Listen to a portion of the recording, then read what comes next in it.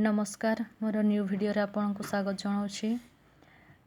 जेहेतु एग्जाम रो नोटिस गुड़ाक बाहरी लाणी आउ एग्जाम बहुत पाखे आसुची तो मु भाबिली चर्चा गीतिक नाथ साहित्यर जमती कि सर्ट नोट करके आपण मानक पाखरे मु पहुँचेबी आपण माने इजीली ताको मने रखि पारिबे आउ एग्जाम रे भलो मार्क आनी पारिबे। काहे ना एग्जाम रे बहुत सर्ट टाइप क्वेश्चन आसुची आपणकर 1 मार्किया 2 मार्किया 3 मार्किया आसुची एवं 7 मार्किया बहुत कम आसुची जहाँकि सर्ट गुड़ाक बहुत इम्पोर्टेंट कहीं क्वेश्चन पैटर्न गुड़ाक एथर चेंज करा है।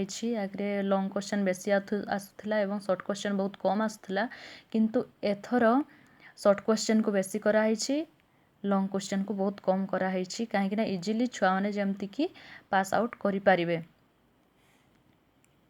तो चलतु जानिबा चर्चा गीतिका विषय रे मुझे भी सर्ट नोट कर देछि ना आपण माने जदि चर्चा गीतिका विषय रे एतिकी मने रखि देबे ताहाले चर्चा गीतिकार विषय रे जेतिकी सर्ट नोट आसु आपण माने निहाती तार गोटे बा दुईटा आंसर निहाती देई पारिबे। मु आशा करछि ए वीडियोटी आपनको बहुत हेल्पफुल हेबो। तो चलतु स्टार्ट करिबा। फास्ट होची चर्चा गीतिका होची अपभ्रंश साहित्यर दीप्तिमान शिक्षा। आमे तो जानिछु जे चर्चा गीतिका होची अपभ्रंश साहित्यर दीप्तिमान शिक्षा।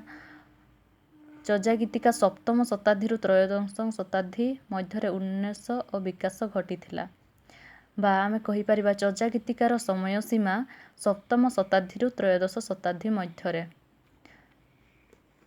संस्कृत भाषा क्रमे विवर्तित होई सेथिरु पाली और प्रकृत भाषार जन्म घटिला। ताहले संस्कृत भाषाटा जेतेबेले हमर विवर्तित हैला सेतेबेले को भाषार जन्म घटिला सेथिरु पाली और प्राकृत भाषार जन्म घटिला। चर्चा गीतिका होची 84 जन बौद्ध सिद्धाचार्यंकर कवितार समाहार। एइटा भी बहुत क्वेश्चन आसी थाए जे चर्चा गीतिका केते सिद्धाचार्यंक कवितार समाहार सेथिरे लिखिबा आपण माने 84 जन बौद्ध सिद्धाचार्यंक। तापरे महामहोपाध्याय हरप्रसाद शास्त्री 1907 मसीह नेपाल राज दरबार केतेक पथी संग्रह करथिले। सेही पथी गुड़िक मध्यरु चर्चाचय विनिश्चय अन्यतम। यह तालपत्र रे लेखा थिला हैला। जो महामहोपाध्याय हरप्रसाद शास्त्री जो 1907 मसीह नेपाल राज दरबार केतेक पथी संग्रह करथिले तार फास्ट पथीर संग्रह को ये पथीटा होइथिला ना चर्चाचय विनिश्चय। सेटा को पत्र लेखा थिला ना तालपत्र रे लेखा थिला। एटा भी क्वेश्चन आसी पारिबो। चर्चा गीतिकार प्रथम प्रामाणिक आविष्कारक होउचंती महामहोपाध्याय हरप्रसाद शास्त्री। एटा तो नो डाउट पिला माने एटा निहाती ही आसीबो काहेकि चर्चा गीतिकार प्राथमिक आविष्कारक किए सेटा होउचंती महामहोपाध्याय हरप्रसाद शास्त्री। नेक्स्ट 1916 मसीह 50टी चर्चा समाहार बौद्ध गान और दोहा नामकरण ताहाको प्रकाश कले। जेतेबेले 1916 मसीह 50टी चर्चा समाहार कौन तांकर जो आविष्कार करथिले सेटार नामकरण कौन देइथिले से माने ना बौद्ध गान और दोहा नामकरण ताको प्रकाश करथिले। आ गोटे होची चर्चार अर्थ होची आचरण बा आचार। चर्चा गीतिकार गान माधुर्य हेतु एहाको चर्चा कुहा जाए। सिद्ध माने बा सिद्ध कवि माने सेमानकर चर्चा गीतिकार नामकरण करिसंती चर्चा। पंडित राहुल संस्कृतायन कहिसंती जे चर्चा अर्थ आचरण अभ्यास बा अनुष्ठान। नेपाल रे बौद्ध भिक्षु माने सेमानकर गुप्त पूजा को चर्चा बा चय कहंती। एथिरे पद थिबार एहाको चर्चा पद कुहा जाए। आपणकर एटा भी शॉर्ट क्वेश्चन निहाती आसी परिबो। चर्चार अर्थ कहिले कोन बा चर्चा पद काहाकू कुहा जाए। तो एतिकी चर्चा गीतिका विषय आपण मने रखंतु देखिबे निहाती चर्चा गीतिका संबंधी जेतिकी भी क्वेश्चन आसीबो आपण माने निहाती करि पारिबे। चलंतो एबे आसीबा नाथ साहित्य। नाथ साहित्य धर्मधारार उपास्य देवता आदिनाथ शिव। ତ ନାଥ ସାହିତ୍ୟରେ ତାଙ୍କର ଧର୍ମଧାରାର ଉପାସ୍ୟ ଦେବତା କିଏ ଥିଲେ ନା ଆଦିନାଥ ଶିବ। ଏଇଟା ବି ସର୍ଟ କ୍ୱେଶ୍ଚନ୍ ନିହାତି ଆସିପାରେ ପିଲାମାନେ, ଆପଣମାନେ ନିହାତି ମନେ ରଖନ୍ତୁ। ବହୁତ ହେଲ୍ପଫୁଲ୍ ହେବ ମୁଁ ଆଶା କରୁଛି ଭିଡ଼ିଓଟି। ତାପରେ ଶିବ ଯୋଗେଶ୍ୱର ହୋଇଥିବାରୁ ତାଙ୍କର ଉପାସକମାନଙ୍କୁ ନାଥ ସାହିତ୍ୟରେ ଯୋଗୀ ବୋଲି କୁହାଯାଉଛି। ଏହି ନାଥ ଯୋଗୀମାନେ ଶିବଗୋତ୍ରୀ। ଯେଉଁ ଶିବ ଯୋଗେଶ୍ୱର ହୋଇଥିବାରୁ ତାଙ୍କର ଉପାସକମାନଙ୍କୁ ନାଥ ସାହିତ୍ୟରେ କ'ଣ ବୋଲି କୁହାଯାଉଥିଲା ନା ଯୋଗୀ ବୋଲି କୁହାଯାଉଥିଲା ଏବଂ ଏହି ନାଥ ଯୋଗୀମାନେ ସାଧାରଣତଃ ଶିବଗୋତ୍ରୀ ଥିଲେ।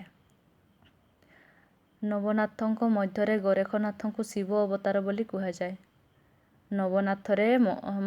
ନବନାଥ ମଧ୍ୟରେ ଗୋରେଖନାଥଙ୍କୁ କ'ଣ କୁହାଯାଏ? ଶିବର ଅବତାର ବୋଲି କୁହାଯାଏ। ମତ୍ସ୍ୟେନ୍ଦ୍ରନାଥଙ୍କୁ ନେପାଳରେ ଅବଲୋକିତେଶ୍ୱର କୁହାଯାଏ। ତାହେଲେ ଗୋରେଖନାଥଙ୍କୁ ନବନାଥ ମଧ୍ୟରେ ଶିବର ଅବତାର କୁହାଯାଏ ଏବଂ ମତ୍ସ୍ୟେନ୍ଦ୍ରନାଥଙ୍କୁ ନେପାଳରେ ତାକୁ ଅବଲୋକିତେଶ୍ୱର ବୋଲି କୁହାଯାଏ। ଏଇଟା ନିହାତି ମନେ ରଖନ୍ତୁ। ଗୋରେଖନାଥ ସ୍ୱୟଂ ପରମ ବ୍ରହ୍ମ। ଫେର କହିଲେ କ'ଣ ନା ଗୋରେଖନାଥ ହେଉଛନ୍ତି ସେ ସ୍ୱୟଂ ପରମ ବ୍ରହ୍ମ। ସେ ଅନାମ, ଅଣାକାର ଓ ଅବ୍ୟକ୍ତ। ନାଥ ଧର୍ମର ଇତିହାସ 10ମ-ଏକାଦଶ ଶତାବ୍ଦୀ ସମୟର ବୋଲି ଗବେଷକଙ୍କ ମତ। ତାହେଲେ ଆମର ନାଥ ଧର୍ମର ଇତିହାସର ସମୟ ସୀମା କେତେ ନା 10ମ ବା ଏକାଦଶ ଶତାବ୍ଦୀ ସମୟ ବୋଲି ସେ ଗବେଷକମାନେ ମତ ଦେଇଛନ୍ତି। ନାଥ ଧର୍ମର ମତ୍ସ୍ୟେନ୍ଦ୍ରନାଥ ହେଉଛନ୍ତି ଆଦିନାଥ। ନାଥ ଧର୍ମର ମତ୍ସ୍ୟେନ୍ଦ୍ର ହେଉଛନ୍ତି କିଏ ନା ଆଦିନାଥ। 10ମ ଶତାବ୍ଦୀରେ ତାଙ୍କର ଆବିର୍ଭାବ। ତାହେଲେ ମତ୍ସ୍ୟେନ୍ଦ୍ରନାଥଙ୍କର ଆବିର୍ଭାବ କେବେ ହେଇଥିଲା ନା 10ମ ଶତାବ୍ଦୀରେ ହେଇଥିଲା। ମତ୍ସ୍ୟେନ୍ଦ୍ରନାଥ ମୀନନାଥ, ମତ୍ସ୍ୟେନ୍ଦ୍ରନାଥ, ମତ୍ସ୍ୟେନ୍ଦ୍ରପା ଇତ୍ୟାଦି ନାମରେ ପରିଚିତ। ତାହେଲେ ମତ୍ସ୍ୟେନ୍ଦ୍ରନାଥ କେଉଁ ନାମରେ ପରିଚିତ ନା ମୀନନାଥ, ମତ୍ସ୍ୟେନ୍ଦ୍ରନାଥ, ମତ୍ସ୍ୟେନ୍ଦ୍ରପା ଏଇ 3ଟି ନାମରେ ମତ୍ସ୍ୟେନ୍ଦ୍ରନାଥ ସେ ପରିଚିତ ଅଛନ୍ତି। ମତ୍ସ୍ୟେନ୍ଦ୍ର ଗୀତା ତାଙ୍କର ପ୍ରସିଦ୍ଧ ରଚନା। ତାହେଲେ ମତ୍ସ୍ୟେନ୍ଦ୍ରନାଥ ସେ କ'ଣ ତାଙ୍କର ରଚନା କରିକି ପ୍ରସିଦ୍ଧ ହେଇଥିଲେ ନା ମତ୍ସ୍ୟେନ୍ଦ୍ର ଗୀତା। ନେକ୍ସଟ ଦେଖିବା ମତ୍ସ୍ୟେନ୍ଦ୍ରନାଥଙ୍କର ଶିଷ୍ୟ ହେଉଛନ୍ତି କିଏ ନା ଗୋରେଖନାଥ। ମନେ ରଖନ୍ତୁ ମତ୍ସ୍ୟେନ୍ଦ୍ରନାଥଙ୍କର ଶିଷ୍ୟ ହେଉଛନ୍ତି କିଏ ନା ଗୋରେଖନାଥ। ହଠଯୋଗ, ଗୋରେକ୍ଷ ସଂହିତା, ଗୋରଖ ଗୀତା, ଆତ୍ମବୋଧ, ଜ୍ଞାନଚୌତିସା, ନିରଞ୍ଜନ ପୁରାଣ, ଗୋରେଖ ଗଣେଶ ସମ୍ବାଦ, ଜ୍ଞାନାମୃତଯୋଗ, ଯୋଗମଞ୍ଜରୀ, ଗୋରେଖବାଣୀ, ଶିଶୁବେଦ ପ୍ରଭୃତି ଗ୍ରନ୍ଥ ଗୋରେଖନାଥଙ୍କର ରଚନା କରିଥିଲେ। ଏତିକି ଥିଲା ଆପଣଙ୍କର ନାଥ ସାହିତ୍ୟ ବିଷୟରେ ସର୍ଟ ଟାଇପ୍ ନୋଟ୍ ହିଁ କହିଲେ ଚଳିବ ଏବଂ ସର୍ଟ ଟାଇପ୍ ନିହାତି ଚର୍ଯା ଗୀତିକା ଓ ନାଥ ସାହିତ୍ୟ ସମ୍ବନ୍ଧୀୟ ନିହାତି ସର୍ଟ କ୍ୱେଶ୍ଚନ୍ ଆପଣମାନଙ୍କର ଆସିବ। ଏଇଠି ଚର୍ଯା ଗୀତିକାର ମୁଁ ଆଉ କିଛି ଅଂଶ ଲେଖିଥିଲି ଯେ ନିର୍ମଳଗିରା ଟୀକା ସଂସ୍କୃତ ଭାଷାରେ ରଚନା କରାଯାଇଛି। ନିର୍ମଳଗିରା ଟୀକାଟା ସଂସ୍କୃତ ଭାଷାରେ ରଚନା କରାଯାଇଛି। ନିର୍ମଳଗିରା ଟୀକାର ଟୀକାକାର ହେଉଛନ୍ତି ମୁନିଦତ୍ତ। ତାହେଲେ ନିର୍ମଳଗିରା